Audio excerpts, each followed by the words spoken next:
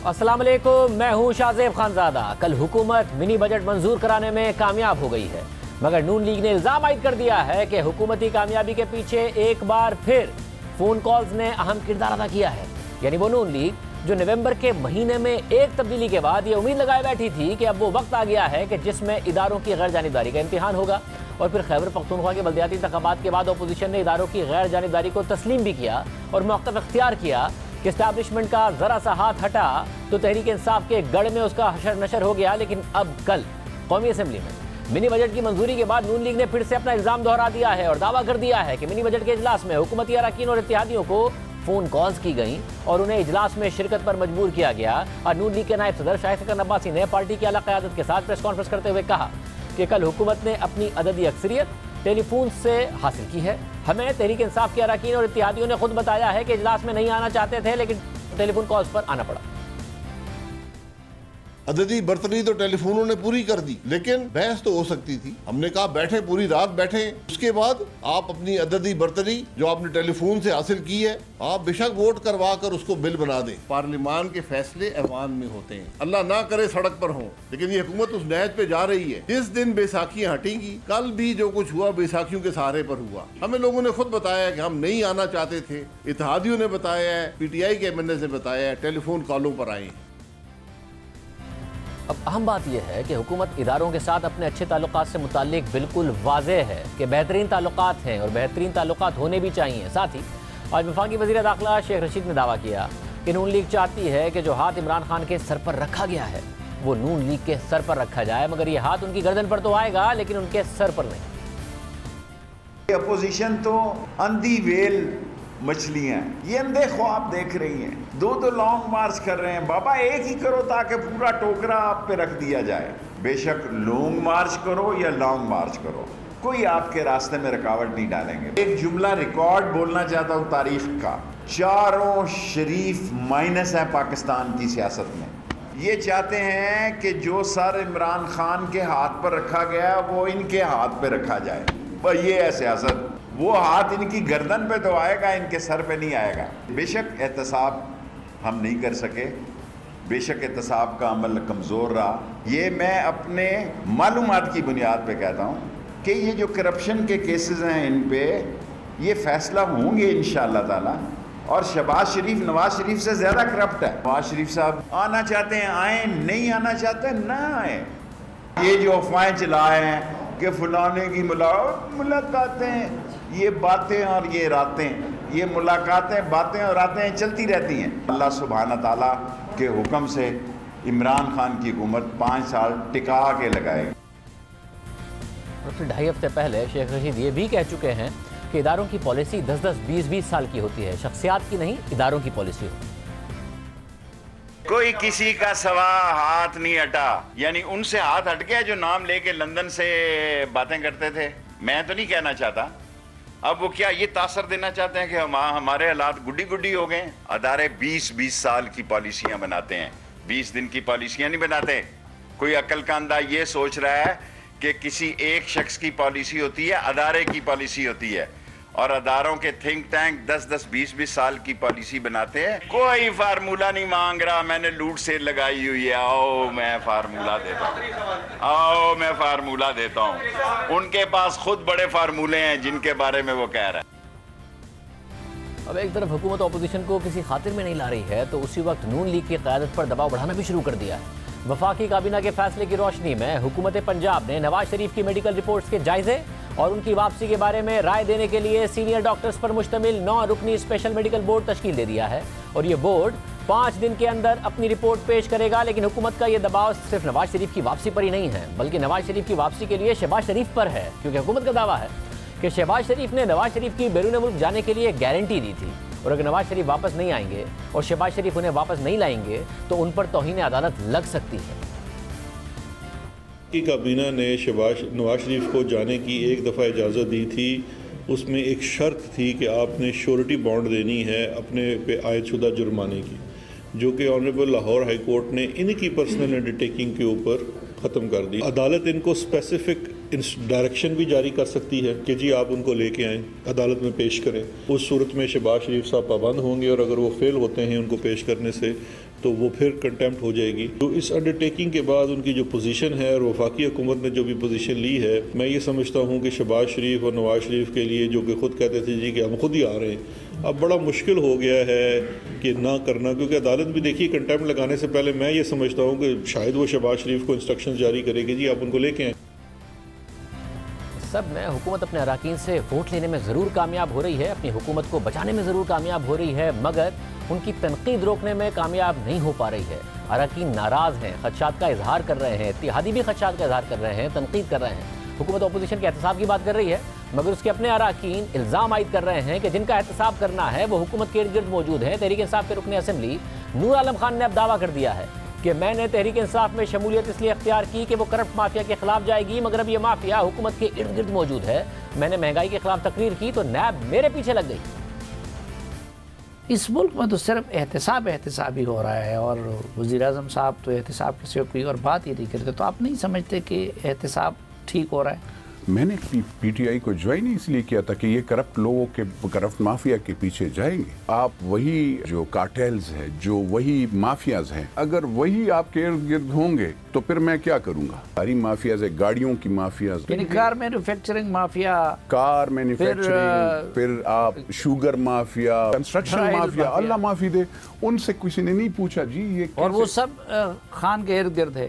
हाँ बिल्कुल होंगे, आपने नहीं, और पॉलिसियों पे भी असरअंदाज हो। मेरे ख्याल में मैंने तकरीर जब की महंगाई के खिलाफ, तो मैंने एहतसाब, मैंने भी नैब में, मुझे वो चिट, मुझे बाद में पर मेरी बेटी का नाम भी था, मेरे बच्चों का नाम भी था, मेरी बहनों का नाम भी था। जब आपने तनकीद की तो आपके पीछे नैब को लगा दिया। मुझ पे नैब लगा गया था जी। मैंने तो इसका मतलब ये कि नैब का कंट्रोल नहीं हुकूमत के पास है। बस मुझे तो मेरा तो हो गया था।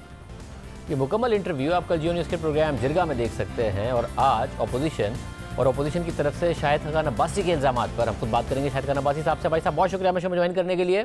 आज आपने कहा कि बैसाखियों के सहारे कल ये मिनी बजट पास हुआ है, आपको लोगों ने बताया, इत्तेहादियों ने भी और उनके अपने अराकीन ने, कि फ़ोन कॉल्स आई जिसकी वजह से मजबूरी में आए। और भाई साहब ये पैटर्न नहीं है कि अपोजिशन जहाँ पर कामयाब हो जाती है वह कहती है कि इदारों की मुदाखलत नहीं थी, फ़ोन कॉल्स नहीं गई थी, जैसे कि बल्दियाती इंतखाबात है खैबर पख्तूनख्वा में, जहाँ नहीं कामयाब होते हैं वहाँ आप कहते हैं फ़ोन कॉल्स गई थी। ये पैटर्न नहीं बन गया? नहीं, ये पैटर्न नहीं है। देखें, हुकूमत जो होती है अददी बर्तरी की बुनियाद पर ही रहती है। 162 मेंबरान अपोजिशन के हैं और 179 जो है वो हुकूमत के हैं। कौमी असम्बली में स्पीकर के बुलाकर 180 बनते हैं। तो ये लोग खुद बताते हैं। कल मैं आपको, मुझे खुद लोगों ने बताया, मैं कोई सुनी सुनाई बात नहीं कर रहा। लोगों ने कहा जी हम बिल्कुल इस बिल को वोट करने के लिए तैयार नहीं हैं, लेकिन मजबूरी है, हमें फ़ोन कॉल आते हैं, हम आ गए फ़ोन कॉल के नतीजे में वोट डालने के लिए। अच्छा, तो क्या फ़ोन कॉल आप लोगों को भी है? इसमें पीटीआई के अपने लोग भी हैं। और क्या फ़ोन कॉल्स फिर अपोजिशन के रहनुमाओं को भी आई थी? हमें कोई फ़ोन कॉल नहीं आया कि ये कौमी इंटरेस्ट में बहुत ज़्यादा लाजमी है। नहीं, सिर्फ हुकूमत नहीं, हमें कोई ऐसी कॉल नहीं आई, कम से कम मुझे इल्म नहीं है। लेकिन जो हुकूमत के इत्तेहादी हैं और हुकूमत के मेंबरान को आई हैं, जिन्होंने खुद हमें बताया है।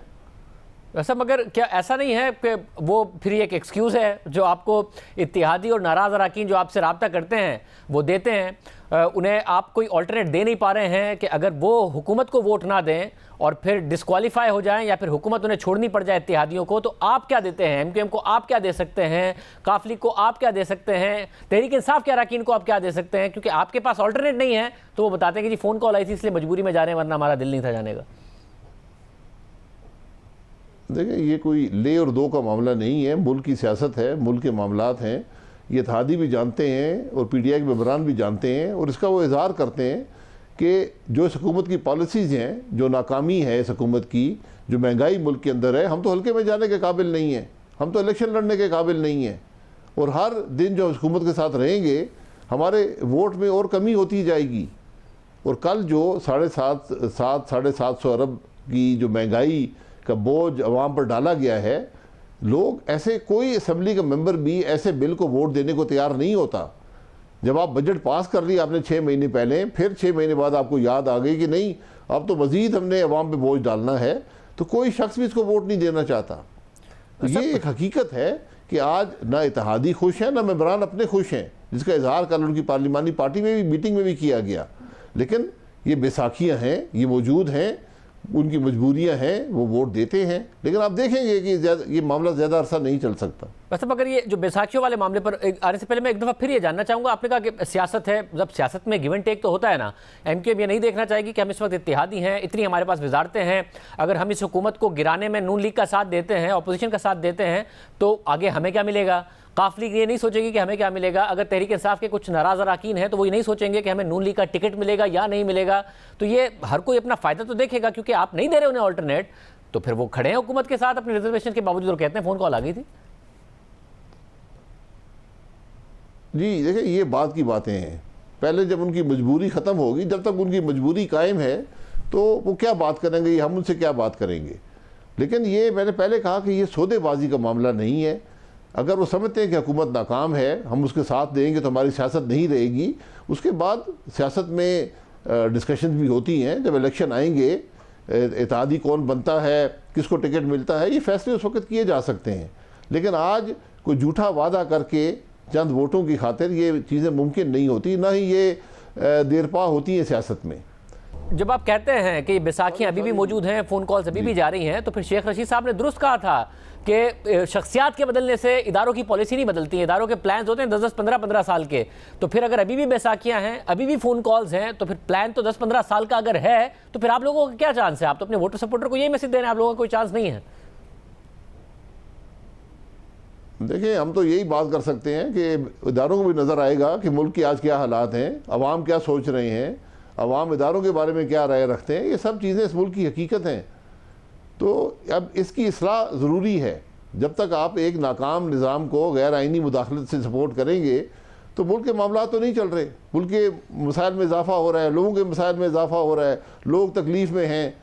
तो ये जो पॉलिसीज़, ये जो सो कॉल्ड पॉलिसीज़ हैं जिसने हमेशा मुल्क को नुकसान ही दिया, इनको बदलना पड़ेगा और मुल्क को आइन के रास्ते पर लाना पड़ेगा। इसके अलावा कोई हल नहीं है। वैसे मगर इदारे को ये फिर खैबर पख्तूनख्वा के बल्दियाती इंतखाबात में इदारों को ये नहीं नज़र आ रहा होता है, वो बैसाखियाँ हटा लेते हैं और हार जाती है हुकूमत, और फिर अचानक मिनी बजट में वो बैसाखियाँ वापस आ जाती हैं। ये सवाल इदारों से करने ही मैं इसका क्या जवाब दे सकता हूँ। शायद उस इलेक्शन की इतनी अहमियत ना हो इदारों को जो कौमी असम्बली में बिल पास कराने की अहमियत हो। ये उनके अपने फैसले में, मैं यही कहता हूँ, यही चीज़ें हैं जो मुल्क के मामलात को ख़राब करती हैं, मुल्क के निज़ाम को ख़राब करती हैं। अब भाई साहब, इसमें एक अहम मामला ये भी है ना कि अगर आप जब इदारों पर ये जिम्मेदारी डालते हैं कि फिर ये नज़र आ रहा था कि अगर IMF का प्रोग्राम बहाल नहीं होगा तो मुल्क और पीछे चला जाएगा, और IMF का प्रोग्राम बहाल कराना लाजमी है ताकि हमारी जो बैरूनी फंडिंग की रिक्वायरमेंट है वो भी पूरी हो, दूसरे इदारे भी हमें फ़ंड करें। उसके लिए IMF का डिक्टेशन मानना भी लाजमी है, जिसके लिए इस मिनी बजट का पास होना लाजमी है। तो इसलिए पास हुआ है, वरना और ज़्यादा बुरे असरात होते मईशत पर, इसलिए बजट पास हो गया और आप लोगों ने भी होने ही दिया। पास करने का तरीका होता है ना। उजलत क्या है? क्या 2 दिन डिबेट नहीं हो सकती थी? क्या पाकिस्तान के अवाम के सामने बात नहीं हो सकती थी? क्या पार्लियामान के सामने वो बात नहीं रख सकते थे कि आपको IMF ने क्या कहा है? हमेशा IMF से नेगोशिएट किया जाता है। आपने 6 महीने पहले आपने एक बजट पास किया, 6 महीने बाद क्या ऐसी ज़रूरत पेश आ गई है कि आपके रेवेन्यूज़ कम हो गए हैं, क्या आपके खराजात बढ़ गए हैं, क्या आपने कुछ और वादे पहले किए थे जो आपने अभी पूरे कर रहे हैं? क्योंकि मुझे तो ये नज़र आता है कि ये आपने पहले से वादा किया हुआ था कि हम एक सप्लीमेंट्री बजट लाएंगे 6 महीने बाद, जिससे हम इजाफी बोझ अवाम पर डालेंगे। आज वो बोझ नज़र आ रहा है। इसलिए हकाइक तो कम से कम पार्लियामान के सामने रखें। पार्लियामान एक रबर स्टैंप नहीं होता। कौमी असम्बली की कायमा कमेटी में बाकायदा तौर पर खुद शौकत तरीन साहब गए, ब्रीफिंग दी गई। गवर्नर स्टेट बैंक हमने देखा है, सेनेट और कौमी असम्बली की कायमा कमेटी में बाकायदा वज़ीर ख़जाना गवर्नर स्टेट बैंक की तरफ से ब्रीफिंग दी गई है। उसके बाद उन दोनों कायमा कमेटियों से पास हुआ है। जो हुकूमत और इत्तेहादी हैं उनको ब्रीफिंग दी है खुद फाइनेंस मिनिस्टर ने। तो ऐसा नहीं है कि कोई डिबेट ही नहीं हुई और किसी को कुछ बताया ही नहीं और अचानक बुलडोज कर दिया है। कोशिश की गई है चीज़ों को एक्सप्लेन करने की। कौमी असम्बली के अंदर कोई डिस्कशन इस फाइनेंस बिल पर नहीं हुआ। इसका सेनेट की कायमा कमेटी में गया था। जो सेनेट की सिफारिशात कौमी असम्बली में आई हैं उन पर कोई बात नहीं हो सकी। ये ज़रूरत है, आइनी ज़रूरत है कि उस पर बहस की जाती है, उसको कंसिडर किया जाता है। जो स्टेट बैंक के गवर्नर गए और मिनिस्टर साहब गए, वो स्टेट बैंक के बिल के बारे में गए थे। जो फाइनेंस बिल है ये कौमी असम्बली में डिबेट होता है, स्पेशली ख़ास तौर पे जब आप एक गैर मामूली फाइनेंस बिल लेकर आएँ। जो आम फाइनेंस बिल होता है उस पर तो पूरी 3 हफ्ते डिस्कशन होती है। ये गैर मामूली बिल था, इस पर कम से कम हफ्ता 10 दिन डिबेट तो होती है असम्बली के अंदर। आपने उजरत में रात के अंधेरे में उसको पास करा लिया। मतलब पॉलिटिकल वजह भी तो हो सकती है कि वो नंबर्स अपने पर डाल रहे हैं, कम से कम पॉलिटिकल वजह भी तो हो सकती है, वो अपने नंबर्स मैनेज कर गए थे, उन्हें लगा आज पास हो सकता है और उन्होंने पास कराने में कामयाब हो गए। जी, नंबर्स अगर आपको मैनेज करने में हुकूमत को इतनी मुश्किल हो, फिर वो हुकूमत रहने के काबिल नहीं है, फिर वो ये लेजिस्लेशन करने के काबिल नहीं है, फिर वो अवाम पर ये बोझ डालने का उसको हक हासिल नहीं है, जो अपने मेंबरान को मैनेज नहीं कर सकती। मगर आपकी तजावीज़ पर बात हुई, वो मुस्तरद हुई। मुस्तरद होने का वोट होता है ना, ये तजावीज़ और बात तो जो तरमीम थी वो हुई है ना। इस पूरे बिल पर डिस्कशन होती है, पहले सेनेट के जो रिकमेंडेशंस पर डिस्कशन होती है, फिर जाके जो बिल की पैसेज होती है तरामीम का, वो वक्त होता है। जितना आप वक्त देते हैं इन मामलात को, इबहाम दूर होता है। अवाम महसूस करती है कि हमारी जो तकलीफ़ है उसके बारे में बात हुई है, वाकई मुल्क की ज़रूरत थी कि हम ये इजाफी बोझ उन पर डाला जाए, उसको फिर अवाम कबूल करती है। जब आप उजरत से काम लेंगे तो शक और शुबा पैदा होता है, अवाम इन चीज़ों को कबूल नहीं करती, और यही कैफियत आज मुल्क के अंदर है। मगर भाई साहब अब होगा क्या, क्योंकि हुकूमत ने तो आपके ऊपर उल्टा अब प्रेशर बढ़ाना शुरू कर दिया है। नवाज शरीफ साहब को वापस आएँ, वरना शहबाज शरीफ साहब को लाहौर हाई कोर्ट से यहाँ तक कह रहे हैं कि तौहीन अदालत पर सज़ा हो सकती है, till rising of the court भी सज़ा हो गई तो 5 साल के लिए वो नाअहल हो जाएंगे, या इस तरफ हुकूमत जा रही? ये करे जी, हुकूमत अपना जोर लगा ले। हुकूमत तो खुद नाअहल है। जिस हुकूमत का वज़ीर आज़म फॉरेन कंपनीज का चेयरमैन हो और अकाउंट ना दे इलेक्शन कमीशन को, उसको रहने का हक हासिल है। हम तो वो मुल्क है जिसने एक प्राइम मिनिस्टर को अकामा रखने के लिए जो डायरेक्टर फीस होती है वो ना लेने पर हमने नाअहल ताहयात कर दिया था। तो ये ताहयात नाअहलियाँ भी बड़ी हुई हैं। ये बड़े इस मुल्क में पोडा, प्रोडा, एबडो, ये सब चीज़ें हुई हैं, ये कभी भी मुस्तकिल नहीं होती। मगर नवाज शरीफ साहब नहीं आएंगे शहबाज शरीफ साहब को नाअहली से बचाने के लिए? होती है जी, नवाज शरीफ साहब इलाज करवाने गए हैं, मेडिकल रिपोर्ट कोर्ट में जमा है, जब इलाज हो जाएगा तो आ जाएंगे।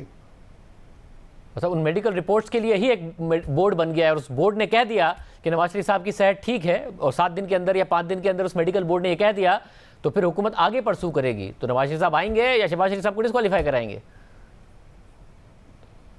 जी, मेडिकल बोर्ड चला जाए, एग्जामिन कर ले, बिल्कुल उनका हक है, ये शौक भी पूरा कर ले। इससे पहले भी यहाँ से 4 मेडिकल बोर्ड होकर गए थे, तो आज कहते नहीं हम पे बड़ा दबाव था तो बाहर चले गए हमारी मर्जी के बगैर। तो मेडिकल बोर्ड की जो हालत है इस मुल्क की आपने देख ही ली है। आज 7-8 दिन हो गए, मरी का सानिया जो हुआ उस पर किसी को पता नहीं कि जिम्मेदार कौन है। वैसा फिर तो आप लोगों का आगे लायामल क्या है? तकलीफ है कि नवाज शरीफ साहब मुल्क में नहीं है। मतलब फिर आप लोगों का आगे लायामल क्या है? इन हाउस चेंज की बात जरूर होती थी, 25 जनवरी को इजलास भी है जिसमें मौलाना फजलुर रहमान, शहबाज शरीफ साहब और दीगर रहनुमा मिलेंगे, मगर इन हाउस चेंज को तो अब समझा जाए कि वो आप लोग नहीं करा सकते। और जो लॉन्ग मार्च है वो अभी आपका और पीपल्स पार्टी का अलग अलग होगा, या आप लोग सोच रहे हैं कि 27 फरवरी को करना है उनके साथ? कोई बात बनी है? नहीं, हमारा तो 23 मार्च को लॉन्ग मार्च रखी गई थी, उसी दिन होगा। हुकूमत एक दिन नहीं रह सकती, बैसाखी हटेंगी हुकूमत ख़त्म हो जाएगी, अदब एतमाद हो या अक्सरियत खो बैठे, जो तरीका भी है। हुकूमत तो आज भी ख़त्म हो चुकी है, ना अवाम के मसाइल हल कर सकती है, ना पाकिस्तान की तकालीफ दूर कर सकती है। इसलिए हुकूमत तो इन मसनूई बैसाखियों पर कायम है। बैसाखी हटेंगी, खुद ब खुद मामला ख़त्म हो जाएगा। मतलब फिर यही है ना कंक्लूजन कि आप भी चाहते हैं हुकूमत चलती रहे, अनपॉपुलर हो, बेशक महंगाई और आए तो हम इलेक्शन तक ये पूरा का पूरा इनके खिलाफ नैरेटिव बनाए, अनपॉपुलर होती जाए मगर हुकूमत चलती रहे, जो कि अच्छा भी है। इस हुकूमत को चलना भी चाहिए, जमहूरी हुकूमत को टाइम पूरा करना चाहिए, यही आपकी हिकमत अमली है? नहीं, ये हमारी हिकमत अमली, अगर हम सिर्फ सियासतदान होते तो ये हिकमत अमली रखते, लेकिन यहाँ तो हर लम्हा जो है इस हुकूमत का मुल्क पर भारी है। ये बड़ा आसान है बात करना कि जी हाँ 1.25 साल 1.5 साल रह गया है, ये हुकूमत टर्म पूरी करे। जमहूरियत में हुकूमत वो टर्म पूरी करती है जो अवाम के मसाइल हल कर रही हो, वरना अपोजिशन का ये हक है और ये उसकी ज़िम्मेदारी है कि उस हुकूमत को हटाने के लिए जो आइनी रास्ता है उसको अपनाए। लेकिन आइनी रास्ता उस वक्त अपनाया जाता है जब मुल्क के मामलात आइन के मुताबिक चल रहे हों। यहाँ तो गैर आइनी मुदाखलत है निज़ाम के अंदर। हुकूमत लाई गई थी गैर आइनी मुदाखलत के ज़रिए। तो अब इन चीज़ों को ख़त्म करना पड़ेगा, वरना टर्म पूरी करने से और इलेक्शन कराने से मुल्क के मसाइल हल नहीं होंगे। वैसे मगर फिर आप आईनी रास्ते पे रहेंगे ना, क्योंकि मरीम नवाज साहिबा ने कहा कि हर रास्ता मुमकिन जो हो उसको अपनाना चाहिए इस हुकूमत को गिराने के लिए। जी, हर आईनी रास्ता अपनाना चाहिए। और मुझे जो खौफ है कि जिस दिन इस मुल्क के अवाम खुद सड़क पर आ गए उस दिन कौन रोकेगा। आपके सामने कजाकिस्तान का मामला है और ममालिक में ये हुआ है। अल्लाह ना करे, हमारा एक बहुत बड़ा मुल्क है, अगर यहाँ भी अफरा तफरी की कैफियत हो गई, अवाम का एतमाद हुकूमत पर ख़त्म हो चुका है। मगर वैसे आज हुकूमत इस अवाम को कबूल नहीं करते, ये उनकी नुमाइंदा हुकूमत नहीं है। अगर इतनी कैफियत बुरी होती तो आप लोगों ने निकालने की कोशिश की है ना। कब अवाम बहुत ज़्यादा उमड़ आए, कब बहुत बड़ा हुजूम आ गया जिसकी वजह से आपकी कोई तहरीक को फ़ायदा हो गया होता? नहीं, मैंने यही कहा ना कि वो हजूम अगर ना आए तो बेहतर है। जब हजूम के ज़रिए तब्दीली आई, जो आइन भी एक तरफ रह जाएगा और इस मुल्क में इंतशार पैदा हो जाएगा। इसलिए आप जो आइनी तरीके हैं उसको इजाज़त दें, ये गैर आइनी मुदाखलत ख़त्म हो इस मुल्क में और आइनी तरीक़ों से इस मुल्क का निज़ाम चले। पार्लिमान के अंदर एक ही तरीका है तब्दीली का और वो अदम एतमाद होता है। अदम एतमाद, मैं आपको हकीकत से कहता हूँ, जिस दिन ये बैसाखियाँ हटी एक दिन नहीं लगेगा, अदम एतमाद हो जाएगा। बहुत शुक्रिया भाई साहब, हमारे साथ मौजूद थे, गुफ्तगू आपने सुनी। प्रोग्राम में ब्रेक शामिल करते हैं। एक और ख़तरा सर उठा रहा है, तो से बात करेंगे ब्रेक के बाद। मुल्क के सबसे बड़े शहर कराची से जराइम की सबसे ज़्यादा खबरें सामने आ रही हैं। कत्ल और लूट मार के वाक़यात में तेज़ी से इजाफा हुआ है। 2 दिन पहले डाकुओं ने चंद घंटों के अंदर अंदर शहर के मुख्तलिफ इलाकों में लूट मार के दौरान मज़ाहमत पर फायरिंग करके 3 अफराद की जान ले ली। और आज सुपर हाईवे पर डकैती में मज़ाहमत पर पेट्रोल पंप का सिक्योरिटी गार्ड कत्ल कर दिया गया, जबकि फायरिंग से पेट्रोल पंप का कैशियर जख्मी हो गया और मुल्जिमान बासानी फरार हो गए। 2 दिन पहले एक अफसोसनाक वाक़या कश्मीर रोड पर पेश आया, जहाँ डकैती के दौरान मज़ाहमत पर डाकू ने फायरिंग करके 28 साल नौजवान को कत्ल कर दिया। तफसीलात के मुताबिक कश्मीर रोड स्पोर्ट्स कॉम्प्लेक्स के करीब घर के बाहर डाकू रिक्शे से उतरने वाली शाहरुख की वालदा और बहन से लूटमार कर रहा था कि उनकी जानिब से घर की बेल बजाने पर शाहरुख बाहर आ गया और मज़ाहमत पर डाकू ने उसे फायरिंग करके शदीद जख्मी कर दिया। शाहरुख को तशवीशनाक हालत में अस्पताल ले जाया गया, मगर वो दम तोड़ गया। मकतूल शाहरुख और उसके भाई की 3 दिन पहले शादी और 2 दिन पहले वलीमा हुआ था। एक और वाक़े में super highway petrol pump bus stop के करीब मुसल्ला मुल्जिमान ने डकैती के दौरान मज़ाहमत करने पर फायरिंग करके एक शख्स को शदीद जख्मी कर दिया था, जो अस्पताल मुंतकली के दौरान रास्ते में दम तोड़ गया। तीसरा वाक़या भी इसी दिन क्लिफ्टन में पेश आया, जब शॉन सर्किल अंडरपास के करीब डकैती मज़ाहमत पर फायरिंग करके एक 35 साल शख्स को कत्ल कर दिया गया। पुलिस के मुताबिक शहरी बैंक से रकम निकाल कर जा रहा था तो मोटरसाइकिल पर सवार 3 मुल्जिमान पहुंच गए और शहरी को गोली मारने के बाद 70 लाख रुपए की रकम छीन कर फरार हो गए। इसके अलावा कोरंगी भिटाई कॉलोनी में मोटरसाइकिल सवार मुसल्ला डाकुओं ने लूट मार के दौरान मज़ाहमत करने पर फायरिंग करके 20 साल लड़की को जख्मी कर दिया। इन तमाम वाक़यात के दौरान पुलिस और कानून नाफिज करने वाले इदारे गायब रहे। ताहम पुलिस ने आज दावा किया है कि उसने 2 दिन पहले क्लिफ्टन और सुपर हाईवे पर वारदात करने वाले मुल्जिमान को गिरफ्तार कर लिया है। मगर अदाद-ओ-शुमार बताते हैं कि साल 2020 के मुकाबले में 2021 के दौरान कराची में जराइम की शरह में खासा इजाफा हुआ है। 25 दिसंबर 2021 तक के अदाद-ओ-शुमार के मुताबिक 2020 में 507 अफराद कत्ल किए गए और 2021 में यह तादाद 541 हो गई। 2020 में अगवा बराए तवान की 24 और 2021 में 55 वारदातें हुई। 2020 में 20,743 जबकि 2021 में 24,130 मोबाइल फोन छीने गए। 2020 में 1560 जबकि 2021 में 2060 कारें छीनी गईं। 2020 में 35,000 जबकि 2021 में 50,000 मोटरसाइकिलें छीनी या चोरी की गईं। कराची में अमन और अमान की ये इस वक्त सूरत हाल है, बहुत ज़्यादा बिगड़ी है 2021 में 2020 के मुकाबले में। हमारे साथ कराची पुलिस चीफ इमरान याकूब मिन्हास मौजूद हैं। इमरान याकूब मिन्हास साहब, बहुत शुक्रिया हमें शो में ज्वाइन करने के लिए। और साहब, कत्ल हो, अगवा बराए तावान हो, मोबाइल छीनने के वाक़यात हो, कार छीनने के वाक़यात हो या मोटरसाइकिल छीनने के वाक़यात हो, 2021 में बेपनाह इजाफा हुआ है 2020 के मुकाबले में। क्या वजह है कि सूरत हाल कंट्रोल होने की बजाय, क्योंकि ये पहले ही ख़राब थी, उसमें मुसलसल ख़राबी आती जा रही? आपकी बात बिल्कुल ठीक है कि there is a rise in crime, registration हो रही है, काफ़ी ज़्यादा है। अगर मैं टोटल फिगर देखूं तो कराची में 2021 में 84,000 से ज़्यादा केसेस दर्ज हुए, जबकि 2020 के अंदर 61,000 से ज़्यादा केसेस दर्ज हुए थे। तो तकरीबन 22-23 हज़ार का डिफरेंस तो यही आ रहा है। और उसमें एक चीज़ जो बहुत नुमायाँ है कि वो 2019 से ऑनवर्ड हमने फ्री रजिस्ट्रेशन को प्रमोट किया था, इनकरेज किया था, एक बहुत बड़ा फैक्टर वो भी है। बाकी जहाँ तक आपने बात की कि स्ट्रीट क्राइम और डिफरेंट कैटेगरीज ऑफ क्राइम जिसमें आपने इशारा किया है, बिल्कुल है, राइज़ है, लेकिन उसमें हमारी परफॉर्मेंसेस भी हैं। तमाम स्ट्रीट क्राइम्स में अगर मैं देखूं तो ओवरऑल इस साल के शुरू में 2021 के शुरू में राइजिंग ट्रेंड था, और मेरे सामने जो फिगर्स हैं उससे ये इस्टेब्लिश होता है कि अगर जनवरी में हमारे 6,500 केसेस दर्ज हुए थे तो अक्टूबर में 7,000 और फिर नवंबर में 6,500 और दिसंबर में 5,000 5,500 पे चले गए।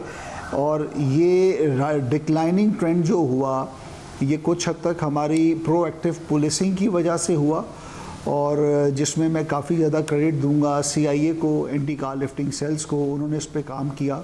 वैसे अगर इमरान साहब क्रेडिट उस वक्त दिया जाए जब जराइम में कमी हो, आप जराइम में कमी नहीं बता रहे हैं, जराइम में इजाफे की जो रफ्तार है उसमें कमी बता रहे हैं, उसके बाद कैसे क्रेडिट दिया जाए? क्योंकि कराची में तो वैसे ट्रेडिशनली मसला रहा है और अब इजाफा और हो गया बजाय कम होने के, तो और ज़्यादा मसला बन जाता है।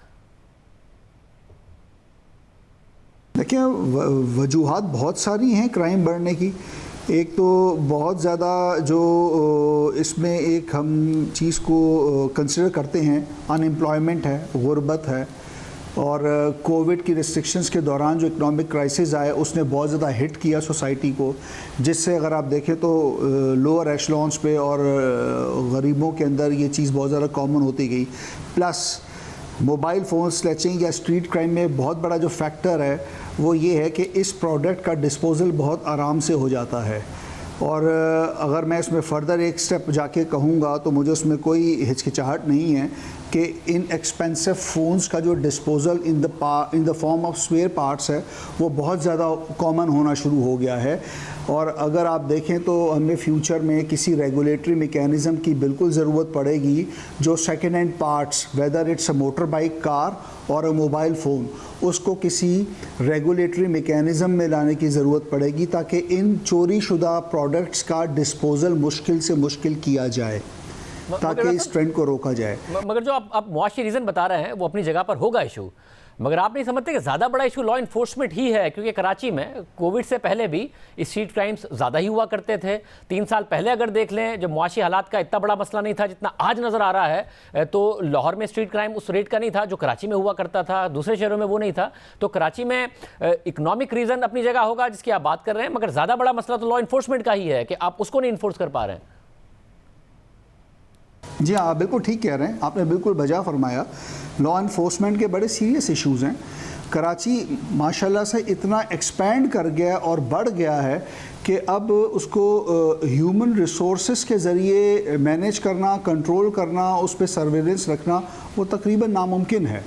मैं आपसे बल्कि ये भी कहूँगा कि अगर हम मौजूदा पुलिस स्ट्रेंथ को डबल भी कर दें तब भी ये शायद काबू में ना आए, क्योंकि हर गली, हर इंटरसेक्शन, हर चौक के ऊपर आप पुलिस सर्वेलेंस नहीं लगा सकते। वैसे ये अहम बात आप कर रहे हैं कि अगर पुलिस फोर्स डबल भी हो जाए तब भी कराची का मसला नहीं हल होगा। तो फिर टेक्नोलॉजी की बड़ी बात हुई है, सेफ सिटी की बड़ी बात हुई है, कैमरे लगेंगे, ये सब बातें साल से हम सुन रहे हैं, तो वो क्यों नहीं होता? फिर क्या किया जाए?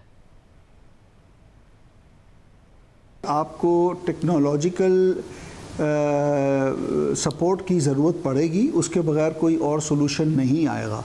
आपको मॉनिटरिंग पूरे शहर की करनी पड़ेगी, उस सिस्टम के अंदर आपको सेंसर्स लगाने पड़ेंगे, इंटरसेप्शंस देनी पड़ेंगी, फिर आपको बहुत ज़्यादा जो काम करना पड़ेगा वो डाटा एनालिसिस के ऊपर काम करना पड़ेगा ताकि इसकी डिटेक्शन के ऊपर हम जा सकें। इस वक्त हम जितनी भी डिटेक्शन करते हैं वो ह्यूमन रिसोर्स और ह्यूमन इंटेलिजेंस की बेस पे कर रहे होते हैं। ह्यूमन इंटेलिजेंस एक छोटे शहर, सिंपल सोसाइटी, एक देहाती माहौल में तो बहुत ज़्यादा सक्सेसफुल है, लेकिन जब शहर बहुत ज़्यादा बढ़ जाएं तो आपको दूसरे सपोर्ट सिस्टम लाना पड़ता है जो कि टेक्नोलॉजी बेस्ड होता है।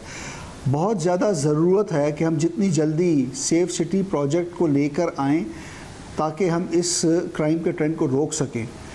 ये वक्त की ज़रूरत है। आप दुनिया के डेवलप कंट्रीज़ और डेवलपिंग कंट्रीज़ जहाँ पे बड़े बड़े शहर हैं, कॉस्मोपॉलिटन सिटीज़ हैं, अगर आप उसको स्टडी करें तो वहाँ ये प्रोजेक्ट्स आज से 10 साल 15 साल पहले इंस्टॉल किए जा चुके हैं। कराची के केस में हम लेट हैं। अच्छा, मगर लेट ही नहीं है, मसला ये है कि दूसरे ममालिक में या दूसरे शहरों में सालों से लग गए और कराची के बारे में लगने का हम सालों से सुन रहे हैं मगर लग नहीं रहे हैं। तो ये कब इंस्टॉल होगा, कब क्राइम कंट्रोल होगा, कब यही रीज़न दिया जाता रहेगा कि जी है ही नहीं हमारे पास ये फैसिलिटी, इसलिए कराची के अवाम भुगतते रहेंगे, ये कब होगा?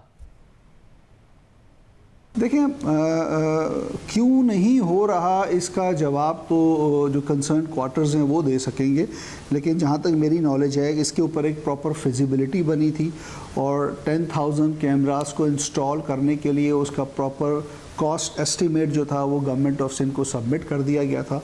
गालिबन वो इस वक्त अप्रूवल के मराहिल में है। फर्दर इस प्रोजेक्ट ने फिर फेडरल गवर्नमेंट में जाना है जहाँ पे ये शायद एक्नेक की मीटिंग में अप्रूव होता है।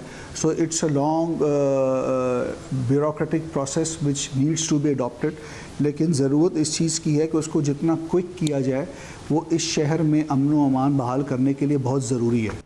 तो बतौर कराची पुलिस चीफ आप कह रहे हैं कि अगर कराची में अमन लाना है, लॉ एंड ऑर्डर की सूरत हाल बेहतर करनी है तो टेक्नोलॉजी, सेफ सिटी प्रोजेक्ट, इसको फौरी तौर पर किया जाए तो ही बेहतर होगा, वरना मुश्किल है। एग्जैक्टली ये देखिए, मैं as a city police chief महसूस करता हूँ कि ये जितनी जल्दी सिस्टम लगेगा उतनी जल्दी हम पूरे शहर की कवरेज को अफेक्टिव वे में मॉनिटर कर सकेंगे। क्योंकि ये अगर आज भी इस पर डिसीजन होता है तो 10,000 कैमरास की इंस्टॉलेशन कम से कम 3 साल का टाइम लेगी और कराची जितना बड़ा शहर है इसमें तो कम से कम 1.5 से 2 लाख कैमरे लगने हैं। ये 10,000 कैमरा तो उसका इनिशियल एक फ़ेज़ होगा। सेफ सिटी अथॉरिटी बिल्कुल वजूद में आ गई है, इसका लॉ भी पास हो गया है, लेकिन उस अथॉरिटी को काम करने के लिए अब टाइम लगेगा और उसके अंदर फाइनेंशियल रिसोर्सेज की बहुत ज़्यादा ज़रूरत होगी, जो मैं समझता हूँ कि कंसर्न क्वार्टर्स, प्रोविंशियल गवर्नमेंट और फेडरल गवर्नमेंट के लेने के डिसीजन हैं। लेकिन मैं ये भी कहता हूँ कि ये फैसले जितनी जल्दी होंगे और प्रोजेक्ट इम्प्लीमेंट होगा उतनी जल्दी उसकी अफादियत हमको नज़र आना शुरू हो जाएगी। बहुत शुक्रिया, गुफ्तगू आपने सुनी। कराची में अमन के लिए हुकूमत को ये तमाम काम करने पड़ेंगे अगर कराची का अमन इस हुकूमत के लिए, सिंध हुकूमत के लिए अहम है। प्रोग्राम में शामिल करते हैं और हम बात करेंगे। कराची में कोरोना वायरस के केसेस में तशवीशनाक इजाफा हो रहा है। मस्बत केसेस की शरह तेजी से बढ़ती जा रही है। ओमिक्रॉन वेरिएंट हुकूमत के लिए नया चैलेंज बन गया है। कराची में सिर्फ एक दिन में मस्बत केसेस की शरह 20% से बढ़कर तकरीबन 29% तक पहुंच गई है। महकमा सेहत के मुताबिक गुज़िश्ता 24 घंटों में शहर में 2000 से ज़ायद नए मरीज सामने आए हैं और मस्बत केसेस की शरह 28.8% हो गई है। तशवीश की बात यह भी है कि कराची में 95% केसेस तेजी से फैलने वाले ओमिक्रॉन वेरिएंट के हैं, मगर इस तशवीशनाक सूरत हाल के बावजूद सिंध हुकूमत ज़्यादा परेशान नजर नहीं आ रही है। वज़ीर आला सिंध मुराद अली शाह का कहना है कि कोरोना केसेस में इजाफे के बावजूद अस्पतालों पर दबाव में इजाफा नहीं हुआ है। ICU में मरीजों की तादाद भी कम है। हम बड़ा क्लोजली वॉच कर रहे हैं कि हमारी हॉस्पिटलाइजेशन, हमारी जो क्रिटिकल केयर और हमारी डेथ, उसमें तो इजाफा नहीं हो रहा। इन्फेक्शंस बहुत ज़्यादा हो रही हैं। मेरा ख्याल है कल कराची की हिस्ट्री में सबसे ज़्यादा पॉजिटिविटी आई है, लेकिन हमारी हॉस्पिटलाइजेशंस नहीं बढ़ रही हैं। हमारे पास जो क्रिटिकल केयर में पेशेंट्स हैं वो नहीं बढ़ रहे हैं। जब तक हम उसको मैनेज कर सकते हैं, हमारा पहले दिन जब हमने लॉकडाउन्स भी लगाए थे, मकसद ये नहीं था कि लोगों को बंद कर देना है। मकसद उसका ये था कि हम अपनी हेल्थ फैसिलिटीज़ को इतना अपग्रेड कर लें, इतना मैनेज कर लें हम अपने आप को कि हम किसी वक्त स्ट्रेस में ना जाएं, और अल्लाह ताला का शुक्र है कि हम उसमें कामयाब गए। मगर सिर्फ कराची ही नहीं, पूरा मुल्क इस वक्त कोरोना की 5वीं लहर की लपेट में है। मस्बत केसेस की मजमूई शरह 4.5 माह की बुलंद तरीन हद तक पहुंच गई है। अमेरिका में ओमिक्रॉन वेरिएंट ने तबाही मचाई है। अस्पतालों में भी रश पड़ा, तेजी से फैला भी। हमारे साथ अमेरिका से ही डॉक्टर फ़हीम यूनुस साहब मौजूद हैं, माहिर अमराज इन्फेक्शन। डॉक्टर साहब बहुत शुक्रिया हमें शो में ज्वाइन करने के लिए। डॉक्टर साहब, बहुत तेज़ी से पाकिस्तान में ये वेरिएंट फैल रहा है, अमेरिका में भी बहुत तेज़ी से फैला। इसका फैलाव और फिर जो हॉस्पिटलाइजेशन है वो आप किस तरीके से देख रहे हैं कि फैला भी तेज़ी से, लोग अस्पताल में भी तेज़ी से दाखिल हुए हैं, या ज़रा फ़र्क नज़र आता है आपको पहले से? जी शाजिब, ऐसा ही है। डेल्टा 2 हफ्ते में डबल होते थे डेल्टा के केसेस, ओमिक्रॉन के केसेस 2 दिन में डबल हो जाते हैं। तो ये रिसर्च कह रही है हमारे अस्पतालों में भी यही हालात हैं। पिछले साल मेरे हॉस्पिटल में जब पीक हुई थी तो 72 कोविड पेशेंट्स थे। पिछले हफ्ते हमारे अस्पताल में 150 कोविड पेशेंट्स थे। तो इसके असरात बहुत बुरे हैं। ठीक है, शायद ये थोड़ा सा माइल्ड है डेल्टा की निस्बत, लेकिन उसकी मिसाल लोगों को ये देता हूँ कि अगर आपको कोई ये कहे कि ये वाला शेर थोड़ा कम वहशी है तो आप उसके पिंजरे में नहीं चले जाएंगे, वो अभी भी शेर ही है। सो इसके बहुत बुरे इफ़ेक्ट्स हैं इस वक्त, और अमेरिका में 70 मिलियन के करीब लोग अभी भी अनवैक्सीनेटेड हैं जिन्होंने वैक्सीन नहीं लगवाई। इसलिए हमारे अस्पतालों में इस वक्त 80 से 90% जो वेंटिलेटर्स पे मरीज़ हैं वो सब अनवैक्सीनेटेड हैं। जो अस्पतालों में हैं उनमें से भी तकरीबन 80% अनवैक्सीनेटेड हैं। और लास्ट बात यह है कि जिन्होंने वैक्सीन लगवाई भी थी पिछले साल, अब उनको 8, 9, 10 माह हो गए हैं, अगर उन्होंने बूस्टर नहीं लगवाया तो उनका भी रिस्क है। तो ये सारे फैक्टर्स मिला के इस वक्त वेव बहुत बुरी चल रही है अमेरिका में। डॉक्टर साहब, क्योंकि पाकिस्तान में भी अब हुकूमत ने जो बूस्टर है उसकी इजाज़त दे दी है, तो आप कह रहे हैं कि संजीदा लें इस वायरस को भी। अभी भी आपके पास जो क्रिटिकल पेशेंट आए हैं और ओमिक्रॉन वेरिएंट के आए हैं जो अस्पताल में दाखिल हुए हैं, वो तो या तो वो हैं जिन्होंने वैक्सीन लगवाई नहीं थी, या वो हैं जिन्हें 8 से 9 महीने हो गए थे, बूस्टर नहीं लगवाया था। जी बिल्कुल, एब्सोल्युटली बढ़ रहा है, क्योंकि हमें ये अब अंदाज़ा है कि 5 से 6 माह के बाद तीसरा शॉट या बूस्टर लगवा लेना चाहिए। 2 दिन पहले न्यू इंग्लैंड जर्नल मेडिसिन में तहकीक अभी शाया हुई है कि पुरानी वैक्सीन हो या इन्फेक्शन हो, दोनों के बाद आपको दोबारा कोरोना हो सकता है। लेकिन अगर आपको इन्फेक्शन और वैक्सीन दोनों लग चुके हैं, अगर आपको इन्फेक्शन भी हो चुकी है और आपने वैक्सीन भी लगवा ली है, तो आपकी प्रोटेक्शन बहुत हाई है।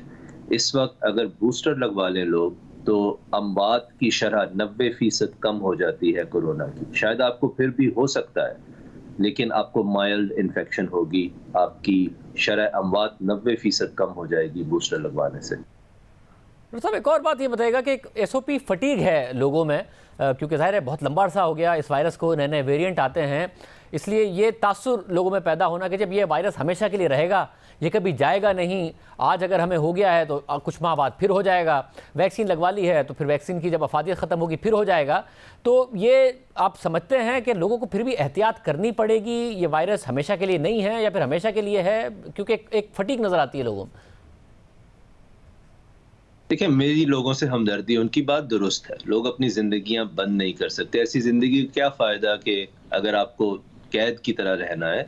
लेकिन मेरा ख्याल है हमें लोगों को वो दरमियानी रास्ता बताना है जो कि बहुत पॉसिबल है, जिसके बाद उनकी फ्रस्ट्रेशंस कम हो जाएंगी। और मैं ये 1.5-2 साल से, पैंडेमिक के शुरू से मैं ये कह रहा हूँ कि हमें इसके साथ जीना है, लेकिन हमें वैसे जीना है जैसे आप ड्राइविंग करते हैं। आप किसी बच्चे को चाबी नहीं दे देते गाड़ी की कि जाओ चलाओ।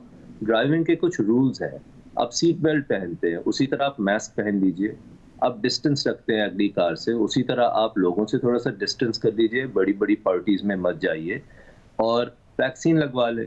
अगर आप ये 3 स्टेप्स कर लेते हैं, आप वैक्सीन या बूस्टर शॉट लगवा लेते हैं, अब अगर आप मास्क पहनते हैं, ख़ास तौर पे जब एक वेव आई हुई है उस वक्त कम से कम आप शादियों से और इस तरह की बाकी ऑप्शनल गैदरिंग से इज्तनाब करते हैं, तो आप ज़िंदगी जी सकते हैं। आप you can live a quite a normal life without paralysing your life, लेकिन आप मोहतात रहेंगे, आपका रिस्क नहीं होगा। तो ऑल और नन में नहीं सोचना चाहिए इसको। मेरा ख्याल है एक दरमियानी रास्ता है और उसकी हमें बहुत ज़्यादा बात करनी चाहिए, क्योंकि लोगों की फ्रस्ट्रेशन अपनी जगह दुरुस्त है। बहुत शुक्रिया डॉक्टर साहब की गुफ्तगू आपने सुनी। आज के प्रोग्राम में इतना ही। आप वैक्सीन लगवाइए, जिन्होंने लगवा ली है वो बूस्टर लगवाइए, मास्क पहनिए, एहतियात कीजिए, महफूज रहिए। विदा दीजिए, अल्लाह।